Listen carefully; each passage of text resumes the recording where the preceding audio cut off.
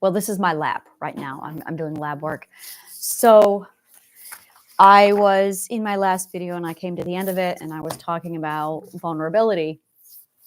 So every perspective has a certain checklist. There is an exact, precise checklist for each and every one. It's the same thing over and over again. It's let me go ahead and write this down. Because there's a lot of different aspects to it. Let's go over to my classroom. 12 stages of ethical perspective growth. All right. Where do I want to put this? I'll just create a I'll do a post. This is going to be on imagination.com. All right. So this is 31 December 2023. Oh, this is so convenient. Notes on the 12 ethical perspectives. Okay, so here's how it works. Every perspective, there is a new emotion to be learned. There is a new priority that shifts. The priority shifts. The new emotion is learned. And then there is a moral lesson to be learned. Like, this is the core of it, is once you have the moral epiphany, you move on to the next perspective. This is the thing that triggers everything.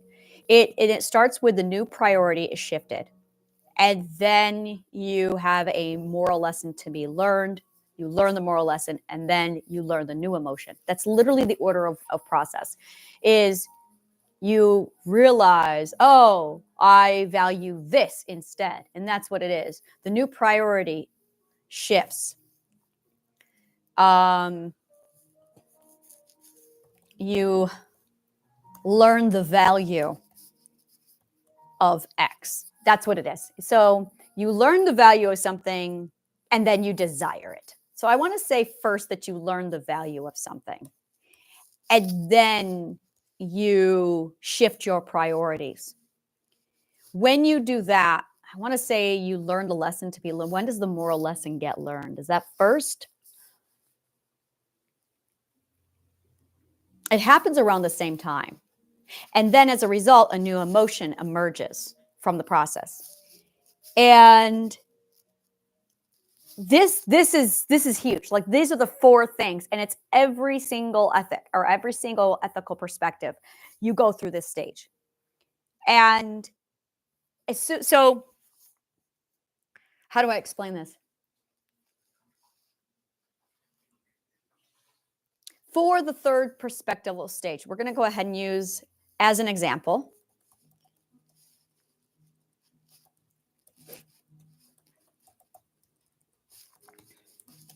we're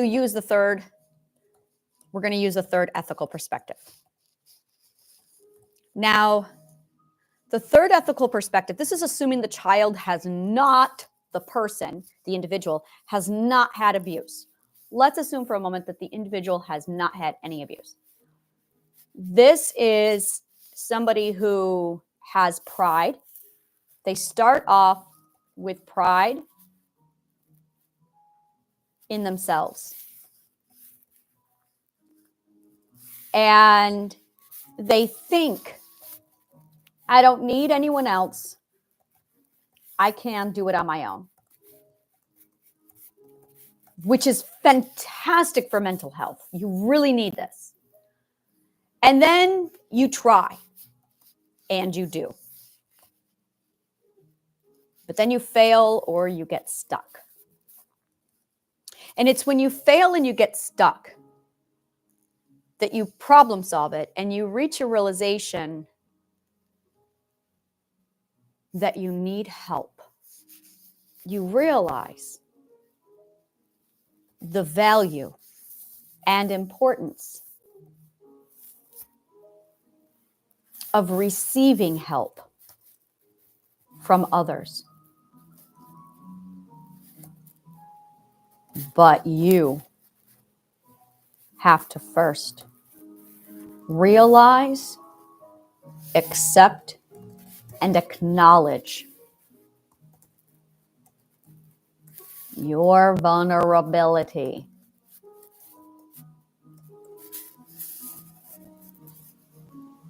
The problem is abused people will refuse their vulnerability, so they won't touch it. They never get to this part. This is why so many people stall out at the third ethic. You have to first realize and accept and acknowledge your vulnerability. If you do not accept your vulnerability, you will never go beyond this. And a lot of people don't. This is why so many people in our culture are stuck at the third perspective. This is why early development in childhood is so vital to our mental health. Because when you get the proper parenting, if you get the proper parenting, your parents, have provided you with the first and the second ethic. Because the third ethic is coming, whether you like it or not. And if you're not ready to accept your vulnerability, you will never grow again. You will die at the third ethic. True story. A lot of people die at the third ethic, never being able to go beyond this. Because you have to accept your vulnerability. People don't do that because they associate vulnerability with being hurt, which is why they act like rabid dogs. Most narcissists, all narcissists never internalized this ethic. This is you versus your vulnerability. Bottom line. And if you do not make nice with your vulnerability, nope, you are going nowhere. Wow. This is big. But our culture is literally designed and cultivated to destroy your first and second ethic. Like I cannot, I wrote a thing on TikTok last night and I'm going to read it to you. What is this shit? It's called an advertisement. My abuser was not the brother who beat me, a father who hid me, a mother who neglected me, or a boyfriend who tortured me. My abusers were not the husbands who enslaved me and terrorized my children to guarantee my obedience. My abusers were your abusers. My abuser was religion. My abuser was tradition. My abuser was the Republican and Democratic Party. My abuser was the system. My abuser was ignorance. When you realize that abuse stems from how we are raised in this system, it changes the game 100%. This is about you versus your vulnerability. And either you're playing this game or you're not. And that's it. There's two games. There are two games happening here. The game is the rat race game. And the other game is Survivor. And do I love this analogy that is being birthed in my brain. So we are playing a game. And we are born into the game called the rat race. There are rules to this game. There are expectations. And if you don't pass, you are labeled 4F and you are basically put over there. It's kind of like in chess when you capture a pawn and then you move the pawn on the side. You are benched. We're going to call this benched. So there you go. Oh, I love this analogy. So there is the rat race game. And if you don't play the game, they 4F you and then they bench you. I was benched. I was born on the benches. And the 4Fs and the benched people are the ones who are abused the most. Now, some of us got off the bench And we started playing a different game called Survivor. The rules are different over here. Not everybody knows about the game Survivor. They don't. A lot of people just sit on the bench. Other people try and get back in the game.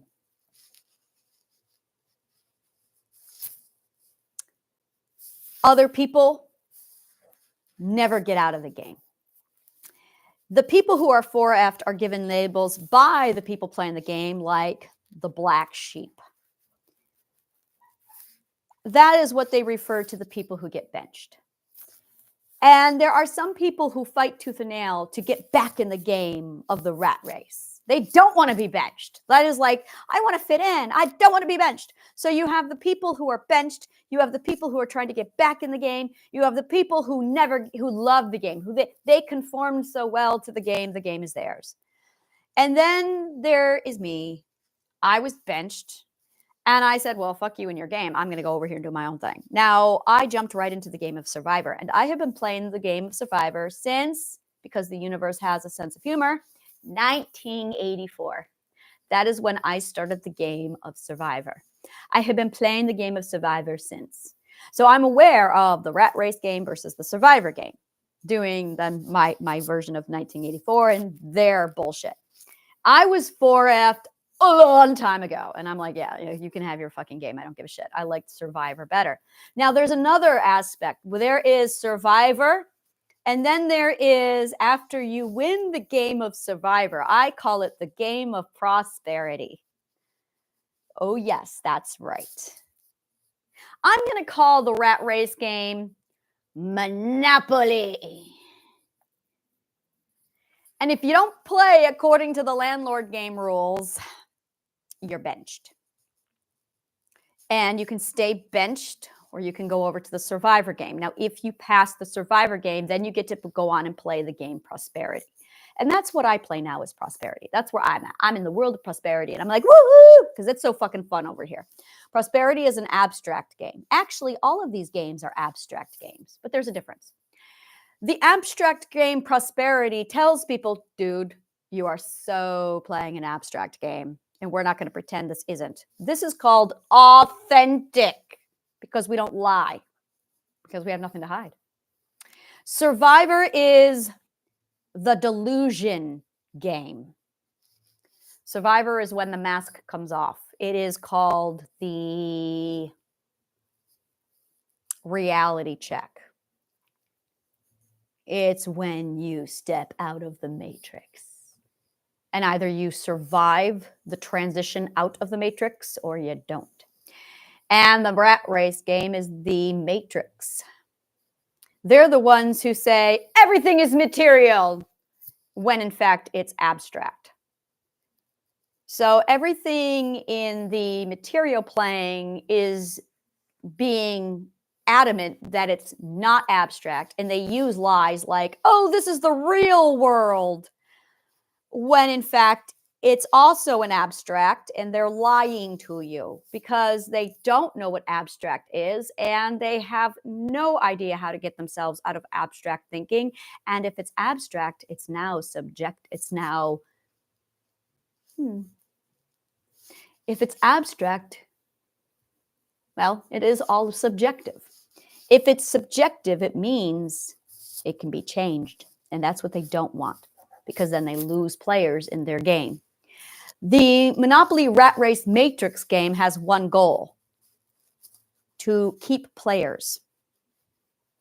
Because the moment the players realize they're being played and they can leave, the whole thing falls down.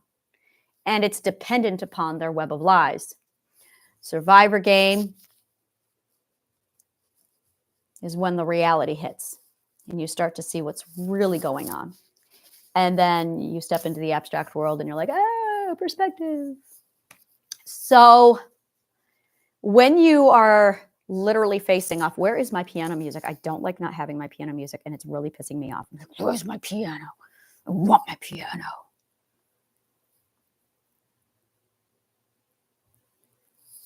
My music is not obeying, and I don't like it when my music obeys. Oh, okay, I have my music back. I feel better. All right. So With the perspectives, you have to learn each and every one of these. And the system, literally the rat race, has things in place on purpose to destroy the first and second ethic. And once you realize that the first and the second ethic are being compromised, literally the third ethic just won't function properly. And technically, the rest of the perspectives don't function properly, because then you end up avoiding your own vulnerability for the rest of your life. You fall under the fourth perspective. All right, let's step into the world of abstract and let's start doing this. So you have these four things that you have to learn with every ethic. You learn the value of X. You come to appreciate it. So here's I would call this the characteristics. The characteristics. There. Somebody had asked me to do this and I'm finally doing it. The characteristics of the perspectives. Every perspective has a characteristic, but there's like 4 characteristics, at least 4. The first thing is the avoidant. No, it's the extreme. It's the polarized black and white. It is the 0, 100, even. Balance. I'm going to say 0, 100 balance. That's really it. It is the 0% to 100% and then balance. 0, 150. That's what I'm going to call it. 0, 150. There is always the 0, 150. Always, always, always, always, always, always. Every one of these perspectives has a 0 to 100 to 50. You cannot do one without the other. Every one of them has one of these ratios. It is that severe, extreme indulgence to extreme opposite indulgence. And this is it. It is extreme indulgence to extreme opposite indulgence to balance. It's literally how we find the yin and yang of life. But you cannot do it without first indulging and then avoiding. You need to indulge and then avoid. And then you find balance. And then it's in that process of extreme indulgence that you come to value the opposite of whatever it is you are not indulging in. The best example I can give you is this. Child wants junk food, candy. You give the child 100% candy. The child indulges on candy until finally the child says, I'm sick of candy. And that's it right there. It's the I'm sick of. I want X. And when you finally decide that you're sick of something, that is actually the process of your brain going, I understand and appreciate the value of. And you literally learn the appreciation of X. Now, when you go into the next one, it's not that you are unappreciative. It's that you just have had enough. And this is really, really vital to this process because it is first a lack of appreciation. It's desire. It is complete desire and unappreciation of. I need to get my spelling here right. Unappreciation of. And then it is when you do begin to see the appreciation of, you see the value of, until you learn the value of. And there it is. You have complete desire and unappreciation of until you learn the value of. Once you learn the value of, that's when you realize I'm sick of X and I want Y. And you don't avoid at this point, you just are, it's like a cleanse. But then you do it again So you go 100%. But then you get to a point where you understand the value of both. And then you understand the value of both and balance. Now, and then you integrate. That is when integration occurs. So this is what happens when you are looking at the perspectives in parts of 3. So that's really it. This is the in groups of 3. And then you have the characteristics of perspectives that occurs with each and every one of them. So you have the first state of 0, 100%, 50. And that's your I desire X.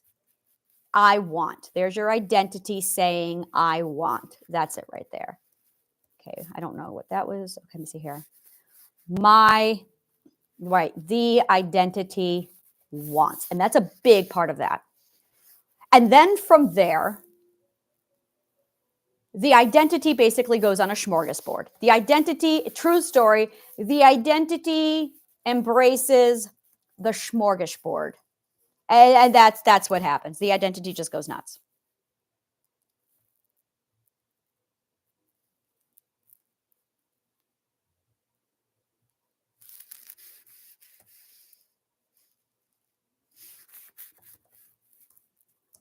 Until you see the value. Lack of variety. You get bored with one-sidedness. That's it. You get bored with the one-sidedness. That's what it was every fucking single time. I want silence now. I'm so sick of hearing everyone's opinion. That was 6th perspective. I want silence. Boom. I finally valued myself. Boom. Now I'm in the 7th perspective. And I told everyone to shut the fuck up. 7th perspective. I valued silence. I loved silence. And then I indulged and I embraced in the silence. Anger, frustration. Anger and frustration are a huge part of that stage. It's the tipping point.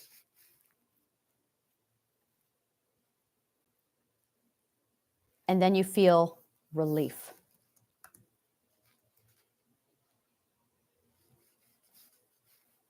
Anger, frustration, point of change.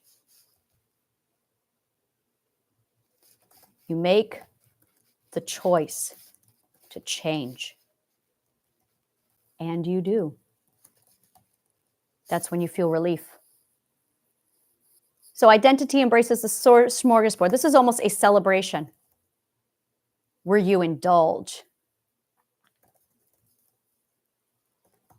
And you indulge and you party so much that you get bored with the party and the indulgence. And you get bored with one-sidedness.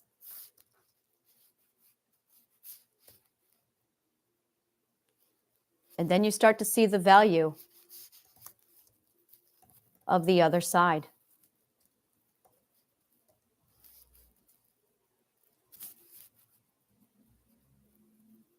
Because you lack the variety. And that is when a new priority shifts. When you shift your priority, you shift your priority when you say, I understand the value of X.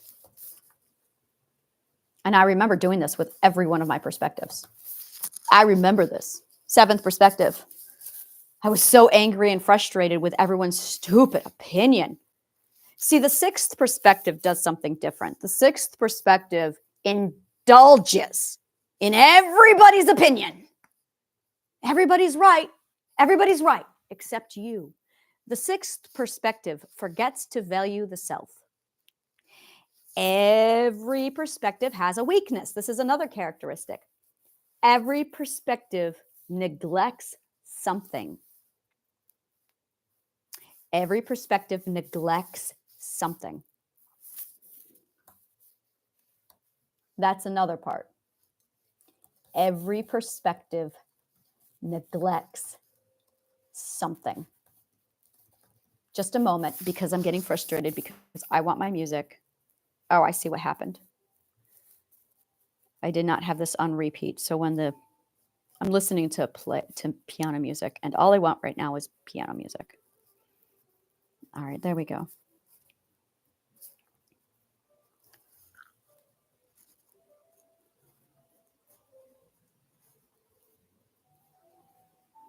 Okay, let me see here. So every perspective neglects something.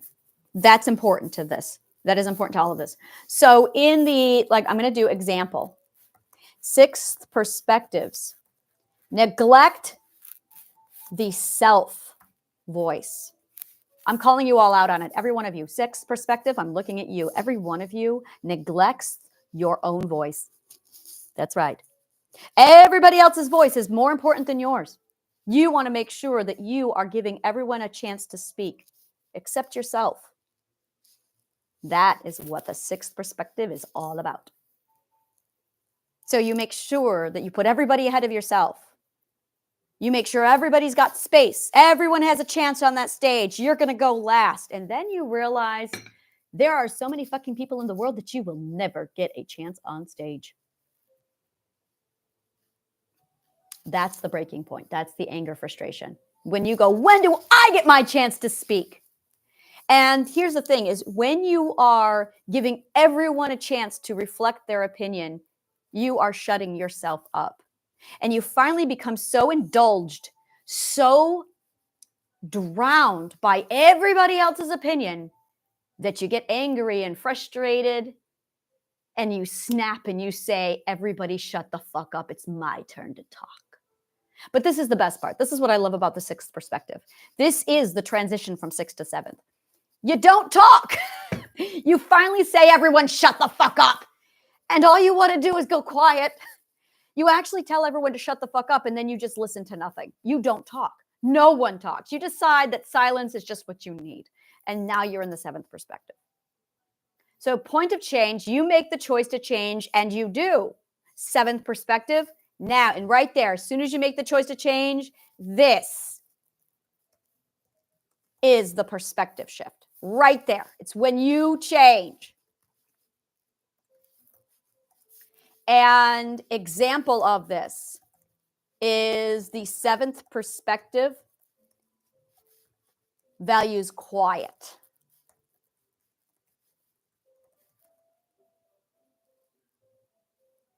So there's relief. And the identity embraces the smorgasbord. In the case of the 7th perspective, it's going to be silence.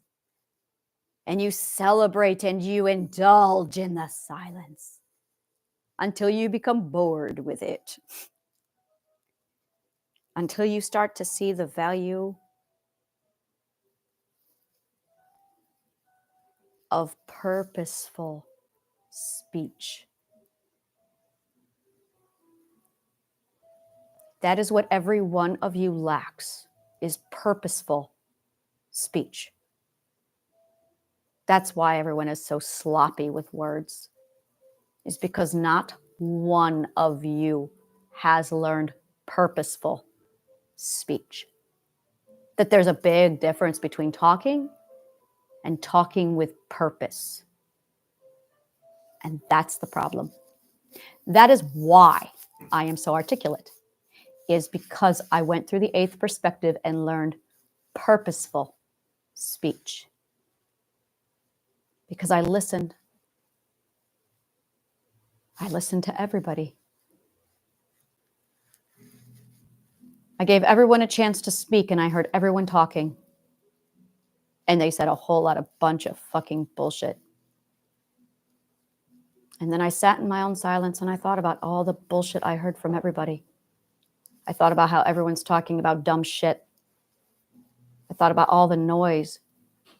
I thought how everyone's talking, but no one's actually has any purpose to it. I suddenly understood the value of word.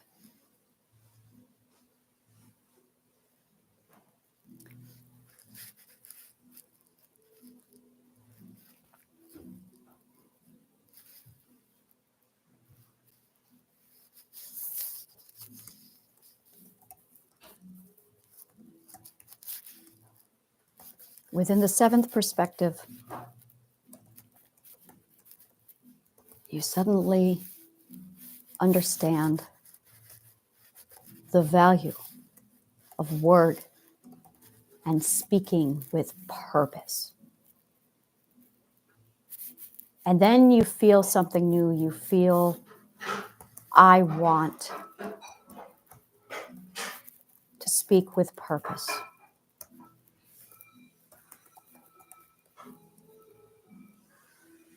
As soon as you want it, you shift your priority. The wanting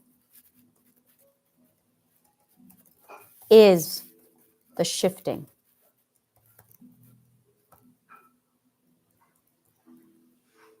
Because you understand the value of X. And that is when you learn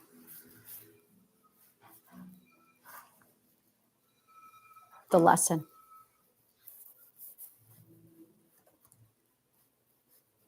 That words are important. And they have value. And we must be careful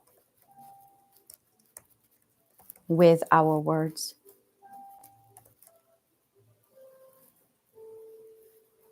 And then we learn a new emotion, appreciation for communication. Every perspective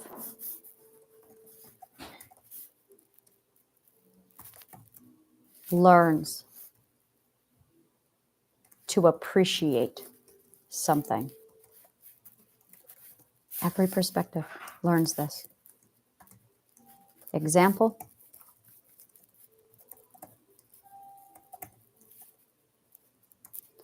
Seventh perspective learns to appreciate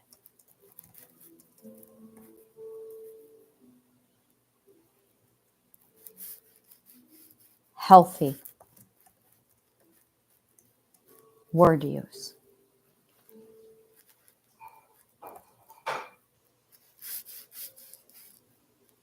Words are precious, and we take them for granted.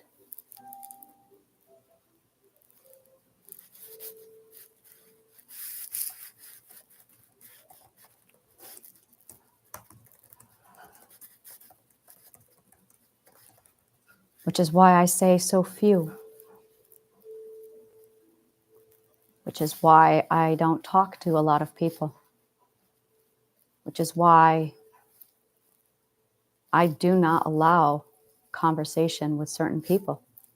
Because my words are precious. All words are precious. And if you're careless with them, you are not my people.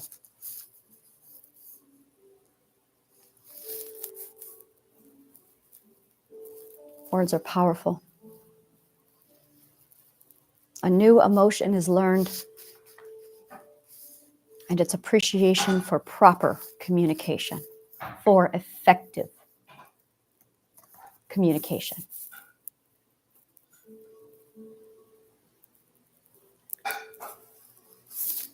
And that is the arc of perspectives. This is learning. This is how we learn.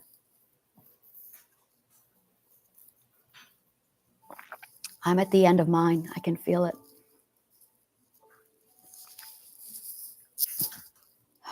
There's a lot of heat from the energy that accumulates. This is where the epiphany occurs. Almost always, there's a lot of pressure up here. I have been feeling that pressure since I was 8 years old. I remember reading and I could feel it just like, oh my God, I would have so many headaches. I would call them headaches and they weren't headaches. It was cerebral pressure. Cerebral cognitive pressure is the feeling of intellect growing. It is hormones being dumped into your cognitive core to increase your logical perspective. And I'm going to point out how very closely linked it is to our optic nerves. It very much puts pressure on your optic nerve. I wonder if that's why my eyesight is so fucking horrible sometimes. Well, see, they said it was the lighting, but I'm going, yeah, I have a whole lot of cognitive pressure happening. At one point, it scared me so much that I had an MRI done to check the status of my brain. And my brain is very different than most 43-year-olds. It's my dream to have my brain dedicated to science when I die. If I die. If I die. A new emotion to be learned, appreciation for effective communication. So this is what happens during a perspective shift. This is what happens during a perspective. Every perspective has something new. Every perspective has a line that they go through. And it's literally this process on repeat. And the first 12 times you go through this, it defines and it sets out a very precise set of this is what you can expect. It shifts your values. It shifts your ethics. It shifts your priorities. This is so fucking huge. Like, and I'm going to write this down. This shifts your perspective. Your perspective. This shifts your values, your priorities.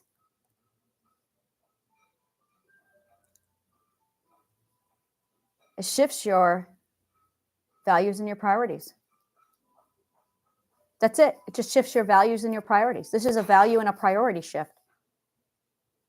That's it. That's what a perspective is. It's your value and your priority. And what you value and prioritize tells me two things. One, how you were abused. This is how I figured out mental health. This is actually what I was doing to figure out my mental health. I was breaking all this stuff down. It tells me how you were abused. It tells me when you were abused. Yeah, that's right. You see what I did? This is fucking awesome. Just by knowing what you value and you prioritize, I can tell how you were abused, when you were abused. I can tell which perspective abused you. I can tell how you tried to cope with that abuse. I can tell which perspectives you are refusing to learn. I can tell which perspectives you have not learned and which perspectives you think are dangerous. Fascinating, huh? All because of what you value and what you prioritize. So when I meet people, I ask what they value and what they prioritize. And this is the best part. Based on the language they use, I can tell which perspectives are their abusers, how they were abused, how much the victim, that would be you, is capable of healing. And I do this using logical deduction. That's all. Logical deduction and information. And I am 100% accurate. Because when you have this information and logical deduction, yeah, this is everything a person does. Because our words are literally, it's very much word knowledge. You have to know word knowledge. I use the linguistics to do this. Linguistics, psychology, metaphysics, philosophy. This is philosophy. Philosophy is such a generic word, it's ridiculous. Linguistics, psychology, metaphysics. What else did I use? Let's throw it in there, philosophy. I used, well, that is metaphysics. Metaphysics is philosophy. So I'm going to remove philosophy because it's redundant. Linguistics, psychology, metaphysics. What else did I use? Sociology.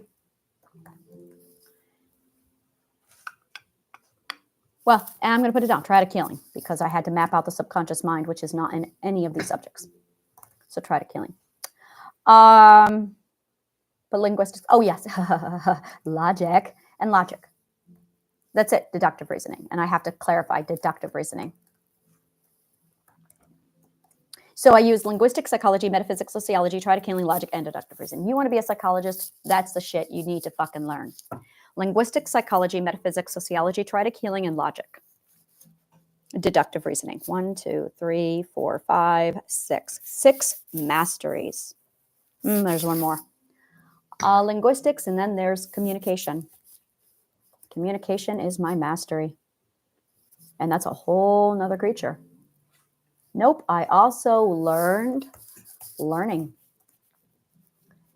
and teaching. 1, 2, 3, 4, 5, 6, 7, 8, 9. But I did this all at the 12th perspective, not the 4th perspective. And that's the key. You have to have this knowledge of the 12th perspective, the omniscient point of view. You require the omniscient point of view with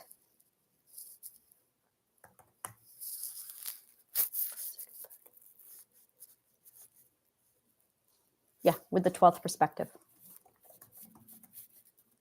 There. That's how I did it. It's the 12th perspective at the omniscient point of view. That's how I did this. You require the omniscient point of view, which is the diversitary. God, that's such a sloppy usage of the word. So there it is. It's the I desire, I want. Now, here's the problem. And I'm going to show you now this. So this is where everything is. This is all of it. Now we're going to show you that this is if everything goes right. This is what a person looks like if they're not abused. But people are abused. So now I'm going to do this with an abused person. It's the characteristics of the 3rd perspective. Or let's the characteristics.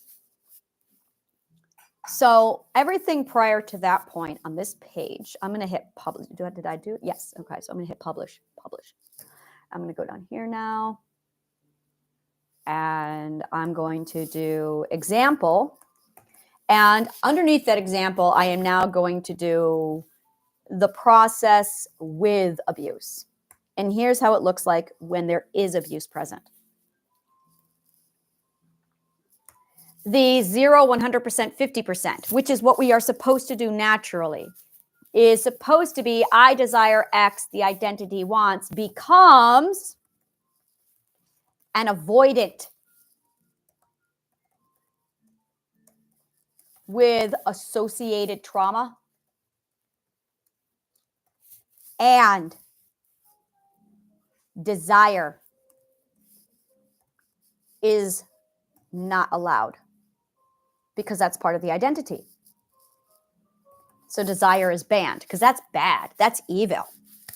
This is where Christianity really fucks up the perspective growth, destroys it. Because if you're not nurturing the self, then the self can't tell you what it is you want and desire. So you can't even get to the first stage of perspective growth. You want to grow? Get rid of your fucking religion. You're not going to go anywhere if you don't prioritize the self. Because the self's number one rule is define me. Who am I? What do I want? What do you desire? Be gluttonous. Because this is gluttony. Oh, this is beautiful. But we were also taught not to do this. Watch this. Point of change. You make the choice to change. Oh, we can't do that. No. Because you have no power. You are a victim, remember? You can't save yourself.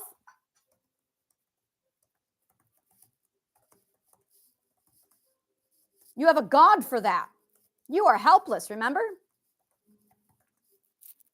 You have no authority.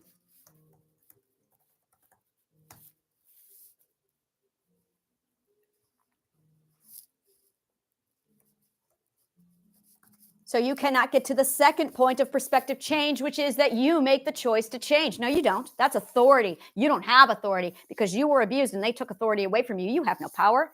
You are a victim. You are too big for your britches. You need to shrink it down because you are a slave.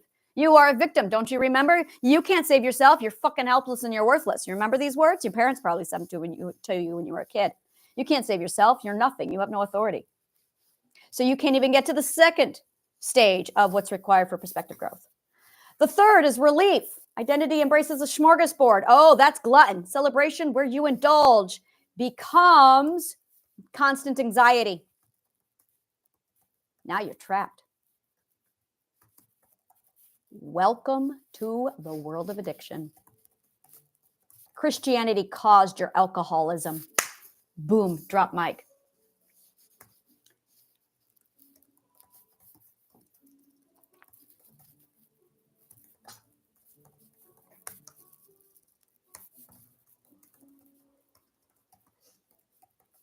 Because it trapped you. It trapped you when it destroyed your identity. It trapped you when it took your authority. Identity is your autonomy. That's what it really is. You have no autonomy because of your religion. You have no authority because of your religion. You need to be saved. You're helpless.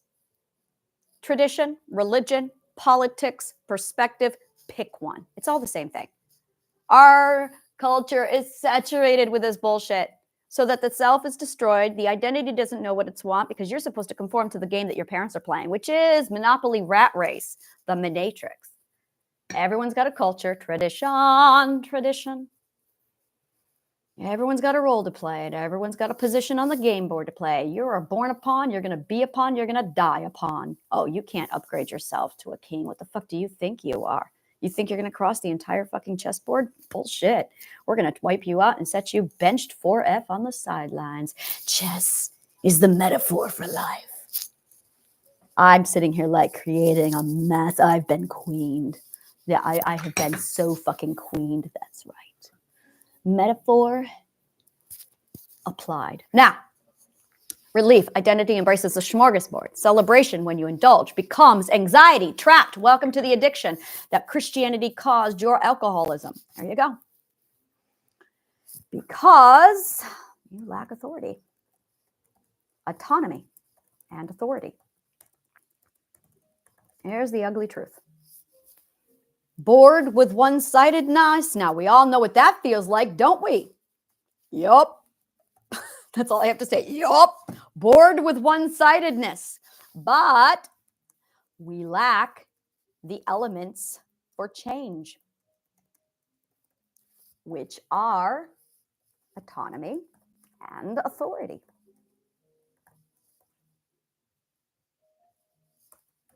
So we get stuck in boredness. Bored, by the way, is a surplus of energy that's not spent. Bored equals surplus of unspent energy. Stagnant energy. Every ADH person in the world just went, yup. Stagnant energy. We have a word for that in physics. Until you see the value of the other side, lack of variety. Example, oh, but you can't see the value of the other side because you are prejudiced now. Becomes prejudice. So you nurture your closed mind due to fear of the unknown, trapping you further. This is fun for me. This is real. This is what I call joy. This is fun. Oh, this is so much fun for me. So until you see the value of the other side, lack of variety becomes prejudice. So you nurture your closed mind due to fear of the unknown, trapping you further, increasing anxiety. This is my favorite part. This is my favorite part right here. Unknown fear of the unknown is actually fear of the undefined self, which you cannot have without autonomy and authority. Because you lack autonomy and authority. I want to speak with purpose. The wanting is the shifting. Okay, the wanting is the shifting. There is no want. There is no desire. Because there is no identity. There is no autonomy. Literally everything beyond this point is null and void. This is where everything just freezes because you're stuck now. You're trapped. There is no want. There is no desire because there is no identity. From this point on, there is no evolutionary growth. You are stunted. Where you are stunted tells me how old you were when you were first abused.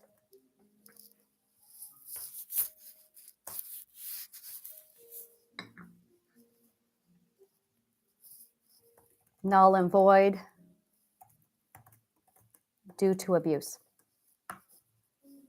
So you shift your priority when you say you shift your priority. No, you don't, because you're null and void due to abuse. A moral lesson is to be learned. No, you don't, because you were abused. A new emotion is to be learned. No, you don't, because it's null and void due to abuse. And that's technically right there is, I want to speak with purpose, null and void due to abuse. There you are. That's what it looks like when you're abused. This is how I can speak to somebody in like 2 minutes and go, oh, I know exactly. Because it's scripted. It is so fucking scripted.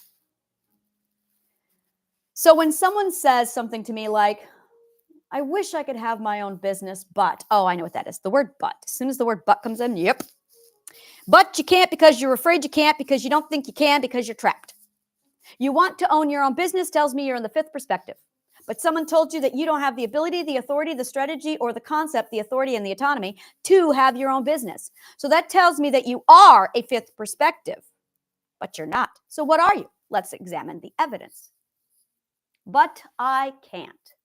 Well, if the person is prejudiced, they were destroyed at the third perspective.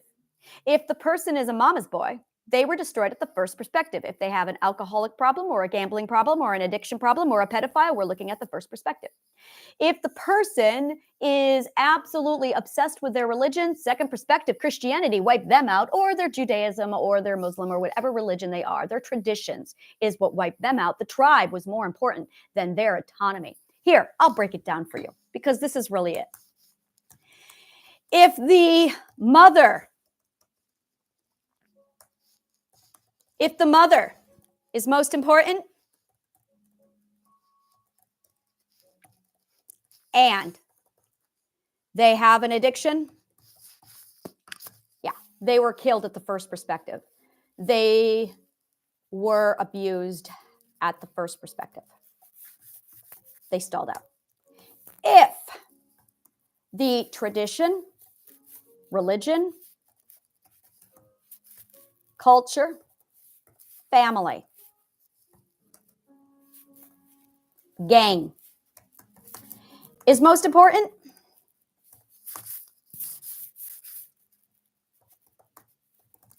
and they are terrified of disobedience and consequence, welcome to the second perspective. They were abused at the second perspective.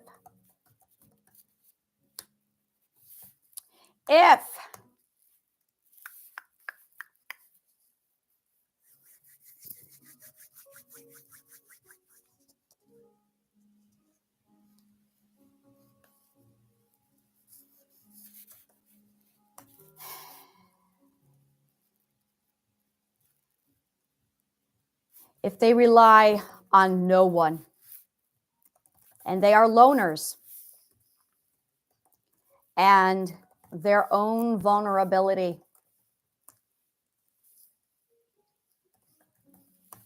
is dangerous, they were abused at the third perspective.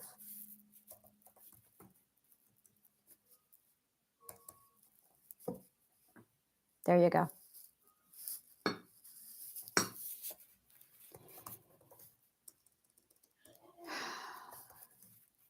They cling to the fourth perspective for control, security, order, chaos, order, and safety,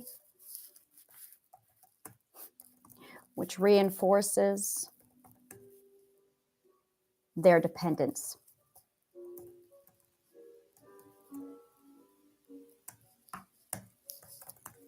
This fortifies the ego of the closed-minded fourth perspective.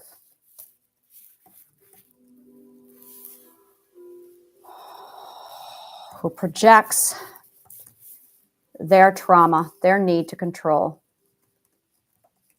onto others. The fourth perspective is the savior, which makes the boomer, the fourth perspective, feel valued. Because, ready for this? The fourth perspective is projecting their own narcissistic insecurities.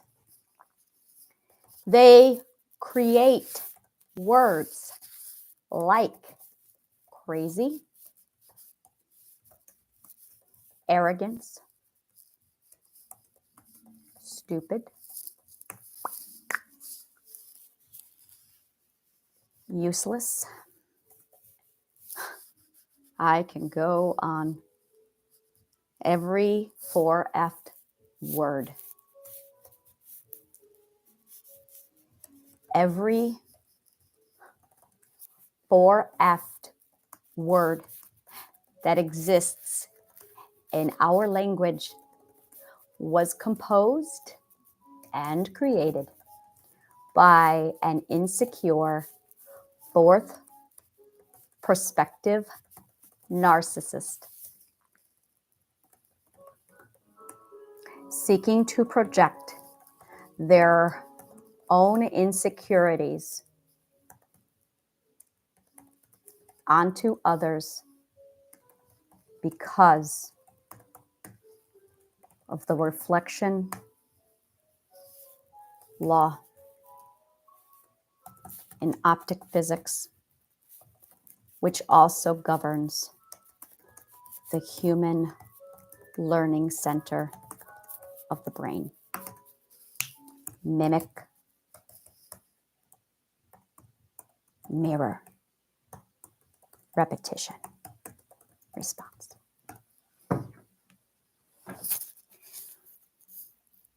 I can't see the future. It's just really fucking highly logical to me. This is the power of logic. When you just can see the logic, it makes sense. So I'm going to rescind what I said many, many times. I often say mental illness does not exist past the first three perspectives, and I just proved to myself that the fourth perspective does. I did not see it until now. The fourth perspective also cultivates mental illness, and their mental illness is narcissism, because they project their insecurity onto others by reinforcing their dependence. This fortifies the ego of the closed-minded fourth perspective who projects their need to control onto others. The fourth perspective is the savior, which makes the fourth perspective feel valued because the fourth perspective is projecting their own narcissistic insecurities. They create words like crazy, arrogant, stupid, useless. Every 4F word that exists in our language was composed and created by an insecure fourth perspective narcissist seeking to project their own insecurities onto others because of the reflection law and optic physics, which also governs the human learning center of the brain in psychology. Mimic, mirror, repetition, response.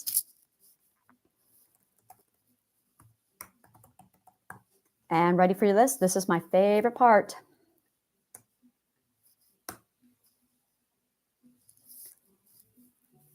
And the fourth perspective makes the laws and enforces them.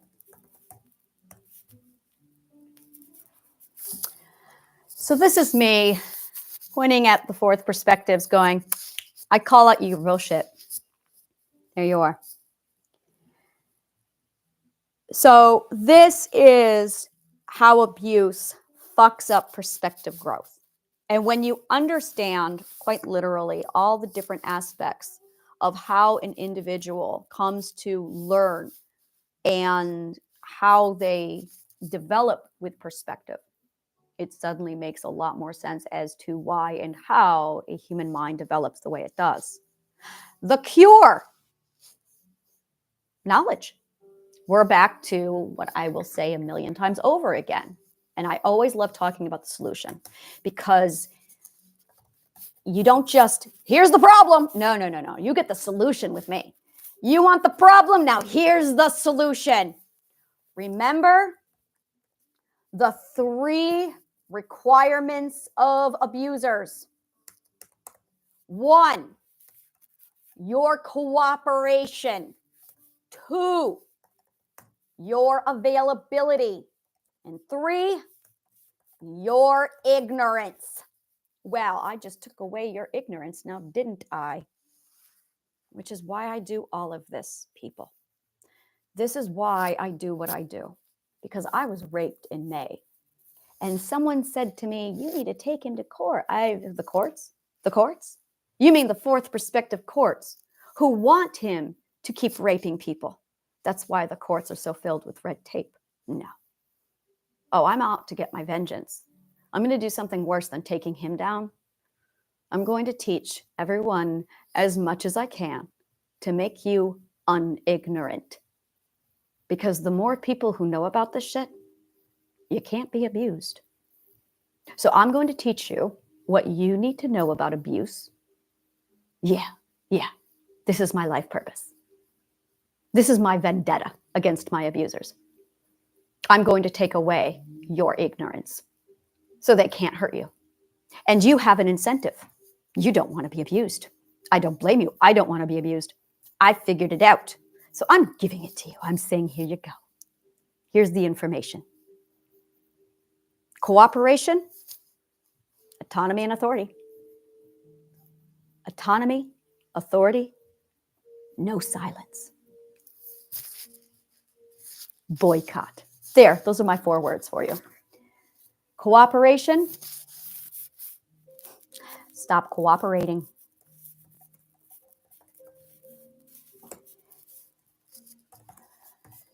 No more silence.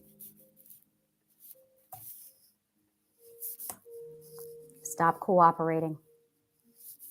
No more silence.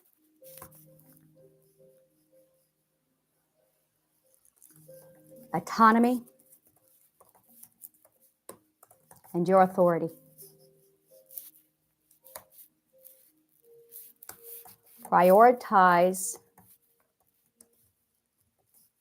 you and yourself and your value. Your availability. Boundary up.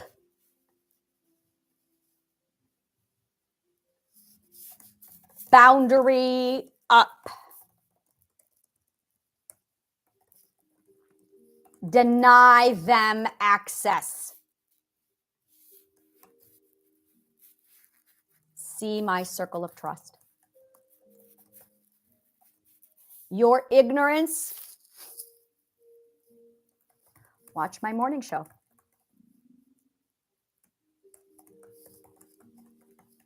The philosophical coffee. Well, philosophical coffee.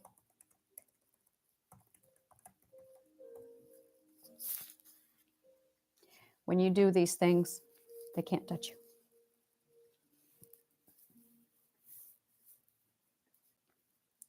They can't touch you.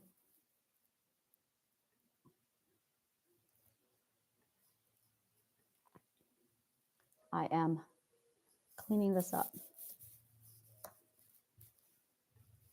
Boundary up.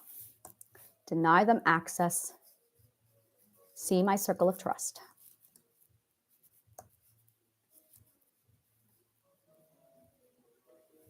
The problem is this. Now, hold on a minute. I have one more thing here. And then I'm going to move on to the next part here because this is vital. Obstacles that keep you abused. You defend your abuser. You defend your loyalty and faithfulness. This is called Stockholm Syndrome.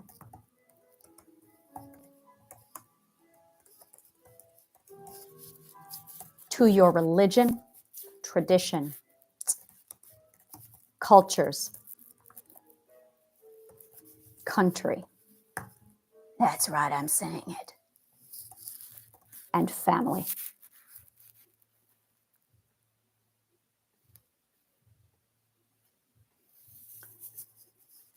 Obstacles that keep you abused. You defend your abuser.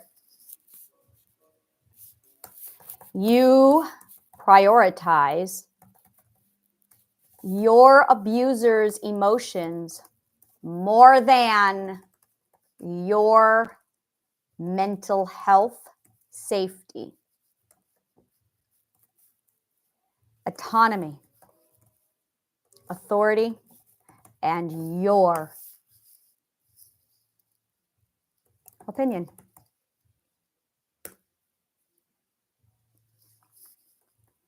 You do not address your fear.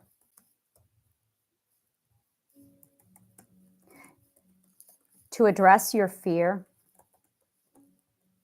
you must save yourself and you must define the self, the past self. Define and know your your present self. You must know your future self. Security is knowing who you will be. Understanding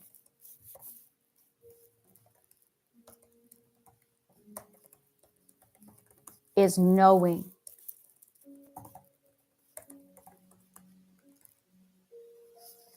who you were in relativity to your ethical truth. Do you understand? Understanding is knowing who you were in relative to your ethical truth, instead of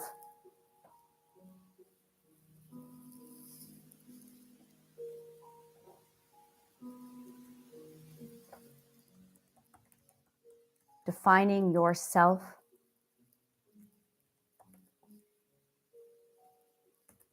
on the words and names given by your abusers.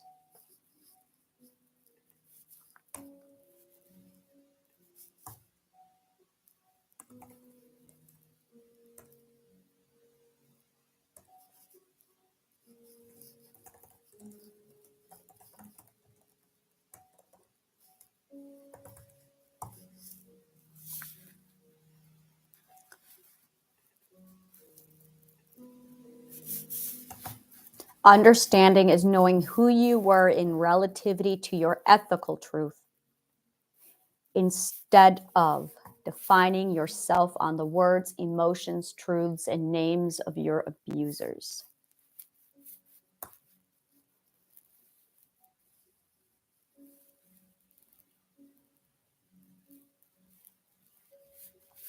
Authority is knowing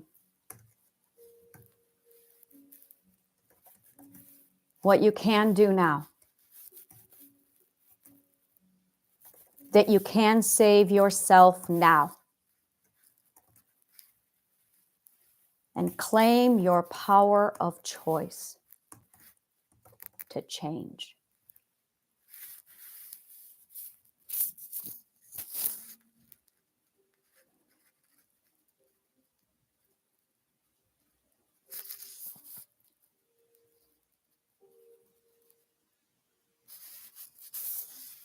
Please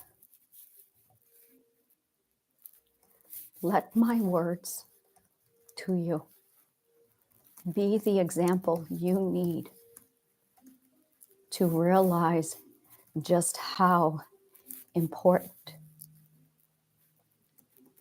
and valuable and powerful,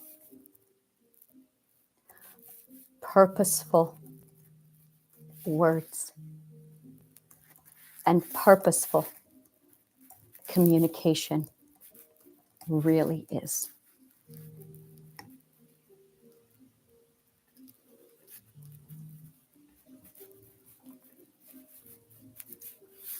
Always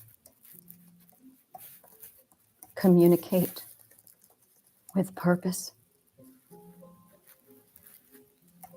Words are our story, strung together, back to back, to paint the image that defines our reality.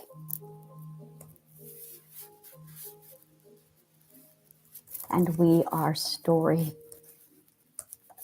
beings whose sanity depends upon our stories.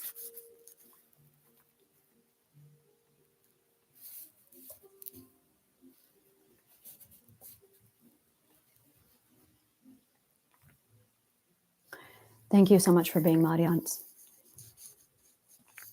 And may the kindest of words always find you.